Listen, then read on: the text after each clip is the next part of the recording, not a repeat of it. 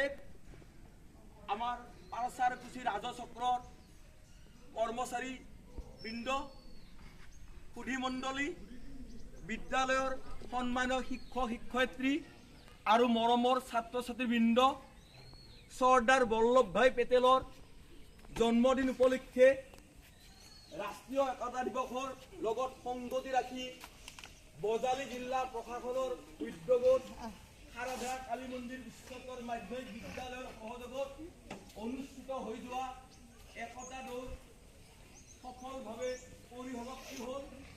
এই চেগতে আমি এই অনুষ্ঠানৰ লগত ওতঃপ্ৰোতযুক্ত বিষয়বৰ্গ, ছাত্ৰ ছাত্ৰী, শিক্ষক কৰ্মচাৰী আটাইৰে শলাগ লৈছোঁ, তেওঁলোকক ধন্যবাদ জ্ঞাপন কৰিছোঁ।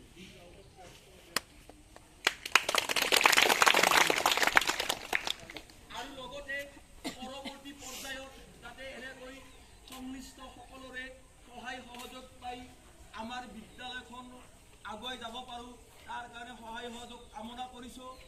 উল্লেখযোগ্য যে 2022 বৰ্ষত এই বিদ্যালয়খনে এই গুণোৎসৱ অসমৰ A গ্ৰেড পাবলৈ সক্ষম হৈছিল।